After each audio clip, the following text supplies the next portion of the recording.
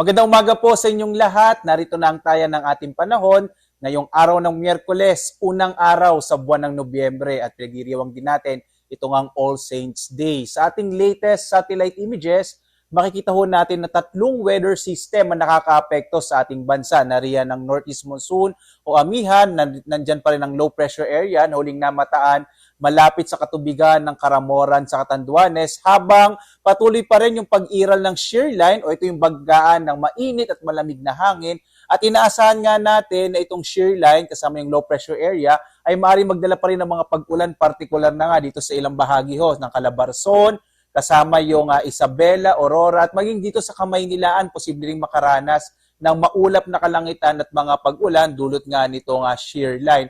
Inaasahan din natin na itong low pressure area na ating minomonitor sa nakalipas na mga araw, posibleng malusaw na ho ngayong araw ng Miyerkules. Samantala, may hinang mga pag-ulan na dulot ng Northeast Monsoon o amihan. Narito ho dito sa may bahagi ng Northern Luzon, maaring magkaroon ho tayo ng mga isolated at mga pulupulong mga mahihinang pag-ulan dulot ng Northeast Monsoon.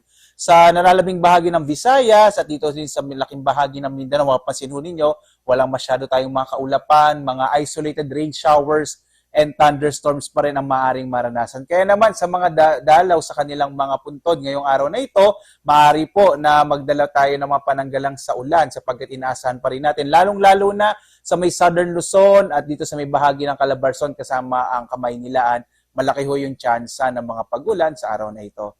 Tingnan natin dito sa May Luzon, inaasahan pa rin nga po natin ang mga pag-ulan, partikular na dito sa Calabarzon, kasama yung Aurora, Isabela, kasama din yung Bulacan at yung bahagi ng Kamaynilaan, dulot ng shear line, ay inaasahan natin magiging maulap yung kalangitan sa araw na ito, habang posible pa rin yung mga pag-ulan ho na mga mula mahina hanggang sa katamtaman. Samantala naman, sa pag-iral ng Northeast Monsoon, inaasahan pa rin natin yung mga pag-ulan sa may bahagi ng Cordillera at gayon din sa nalabing bahagi ng Cagayan Valley. Mga isolated light rains naman na dulot din na amihan ng mararanasan sa Ilocos Region at sa nalabing bahagi ho ng Central Luzon. Mapapansin ho natin kapag amihan ang nakakapekto sa isang partikular na lugar ay malit yung tsansa ng mga thunderstorms kasi tinatawag natin mga maninipis yung kaulapan na dala ho ng amihan, kaya kadalasan mga light rains yung dala nitong mga pag-ulan.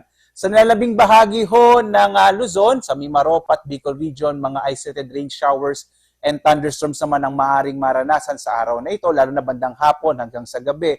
Agwat ng temperatura sa Lawag ay mula 23 to 34 degrees Celsius, sa Baguio 16 to 24, sa Kamaynilaan 25 to 31, habang sa Tuguegarao 23 to 31 degrees Celsius, sa Tagaytay mula 21 to 28, hanggang 30 degrees Celsius naman sa Legazpi, habang sa Puerto Princesa ay mula 26 to 31 degrees Celsius, sa Kalayaan Islands ay mula 25 to 30 degrees Celsius.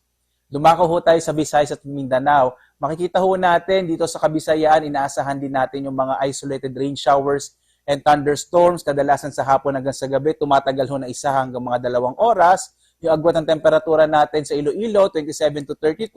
Sa Cebu ay 26 to 32, habang sa Tacloban, 26 to 32 degrees Celsius. Asahan din ho ng mga kababayan natin na posibleng medyo mainit ho sa umaga hanggang tanghali, kaya mainam ay may dala rin tayong mga payong. Samantala, sa bahagi naman ng Mindanao, mga thunderstorms din na maaaring magdala ng pag-ulan, partikular na sa hapon hanggang sa gabi, habang inaasahan pa rin natin na medyo mainit pagdating ng umaga hanggang tanghali. Sa Zamboanga nga ho, hanggang 26 to 33 degrees Celsius ang maaaring maranasan temperatura.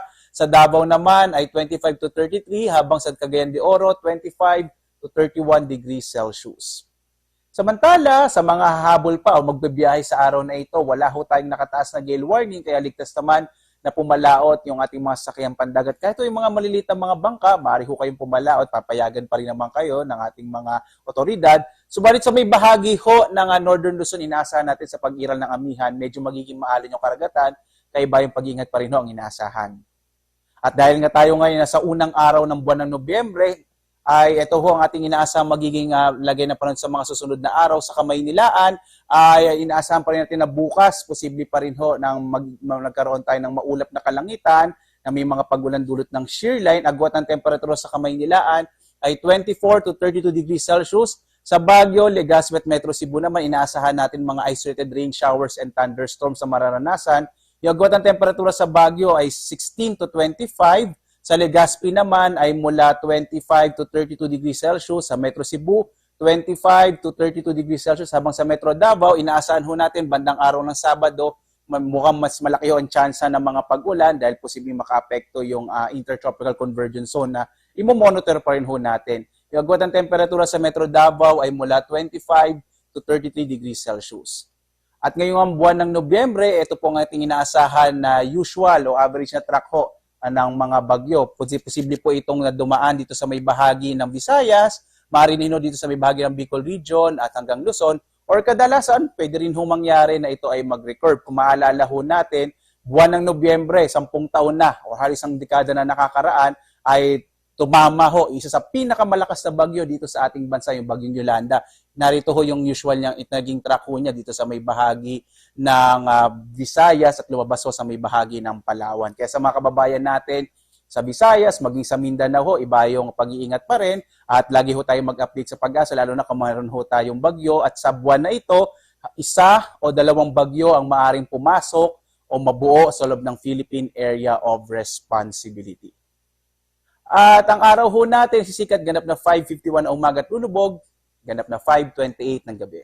At sundan pa rin tayo sa ating iba't ibang mga social media platforms para sa mga ating latest update, lalo na sa mga thunderstorm advisory, heavy rainfall warning at mga rainfall information. Meron ho tayo sa X, sa Facebook, sa YouTube, at sa ating website pag-asa.dosc.gov.ph. Muli po sa mga kababayan natin na bibisita sa mga sementeryo sa araw na ito, mainam ho, magdala tayo ng pananggalang sa ulan at gayon din ho, magdala rin tayo ng payong na posibleng maging proteksyon naman natin sa init ng araw. Live po na nagbabalita mula sa Pag-asa Weather Forecasting Center.